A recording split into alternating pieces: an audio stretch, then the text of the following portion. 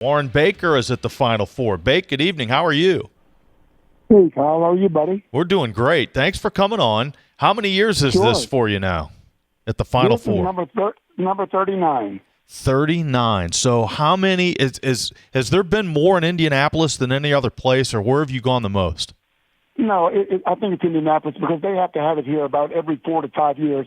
This is the headquarters for the NABC and the NCAA. So, yeah, it's here every 4 to 5 years. So I've been here more than any other place. And, Bake, you've told me in past years that San Antonio is your favorite of the stops, regular stops, yes. But Indianapolis is up there pretty high as well, right? And you know what? Indianapolis, after this, the couple of days I've been here, it's nipping on the heels of San Antonio. It has been fabulous. And, Greg, you've been here, and you guys know It's because of everything that is so centrally located downtown. I parked my car, and I haven't had to move it to go anywhere I wanted to go. Yeah, of course, that's where West Virginia was at the Final Four in 2010. Yeah. It was in Indianapolis. Well, Bake, Right. Give us your thoughts on these matchups. Start with the Illinois-Connecticut matchup. You know what? I really don't know. I've seen more enthusiasm, I think, for this Final Four than I have in a number of years coming.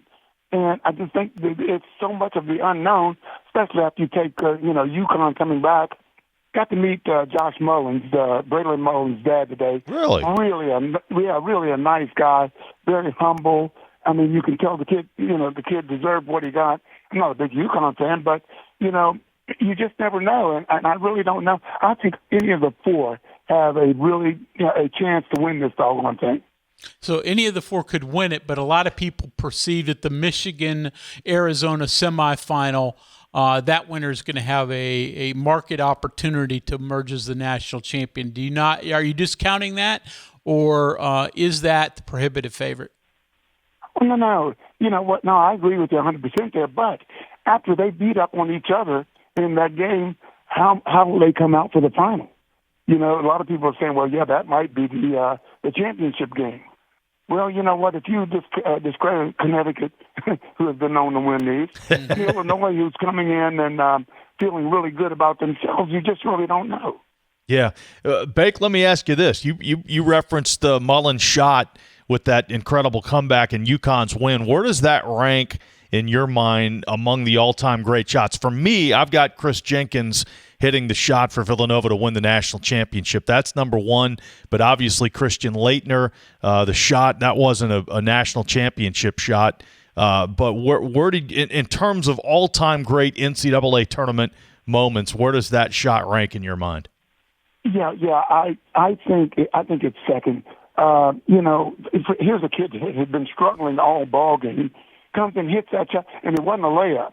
But it was from the logo. Yeah. And for you to come in and hit a shot like that and shoot it with the amount of confidence. I talked to a lot of people today that saw him growing up, and they said he shoots that like he shoots a 15-footer. So it wasn't surprising to any of the UConn people that shot went down. But I think it ranks up there. Leighton's was good, but there had to be a great pass. There had to be, a situation like that. And he hit it, and it was from the free throw line. This one was for a long way further than that one. So I think that one ranks as number two. So the games are certainly an important part of the Final Four, what everybody, pays attention to, but there's a whole lot of stuff that goes on behind the scenes. Like you said, the big NABC convention going on. Is some of the news that you've picked up in your wanderings around? Well, you know what, Greg, you don't see as much networking going on as you used to. Guys, trying to get jobs and talking over recruiting and that type of thing. It's kind of, okay, I'm where I am now, and then let's start thinking about the NIL stuff that's going to come around, And before we get off here, I had a really good conversation with Jared today, Jared Calhoun, and he said he's really, really looking forward to seeing the Mountaineers twice a year. So but getting back to your original question, I just don't see the amount of networking going on like I used to, guys, trying to get jobs. And I'm sure some of it's still going on, but not like it used to. Yeah, Jared Calhoun fired up for that Cincinnati job. I mean, that's That's got to be that. Bake, that story is incredible. From Coach Huggins' staff to a Division II coach at Fairmont State, takes that team to the national championship game, moves on to Youngstown, to Utah State, and now a Power 4 job at Cincinnati. I mean, that's incredible, and all credit to him. Well, yeah, and the thing is, the man has won wherever he has gone. So don't expect Cincinnati to be down nearly bottom rung for very long once he gets there. So there are some certainly notable jobs open. First and foremost, North Carolina. Any chatter you hear? Because it seems like everybody has turned down the Tar Heels of note that they were going after. Most recently, Tommy Lloyd of Arizona, saying he's extended to Arizona. So you heard anything? They giving you a call? Not, yeah, right. Yeah, if they need somebody to sweep the court at halftime, maybe I'll get a call. But, that's a pressure cooker that you're getting in. And you just don't know how many guys really want to do it. I know there's somebody, and they're going to get somebody good. But knowing full well that when you come in there, they're not going to give you 7, 8 years to get everything done. You have to do it within a year or two. Last thing for you, Bake. What I would imagine a group of you got together and watched the Mountaineers last night. What were your thoughts on that performance? Oh, my goodness. Yeah. It was funny. We were sitting with a guy last night, and Mark Richmond, who now is at Youngstown State, he was with us. And the guy says, who do you all like tonight? And we said, well, let's take West Virginia. And he says, all right, I'm going to go put $1,000 on it. Well, down the stretch of that ball game, he's looking at us like, are you kidding me?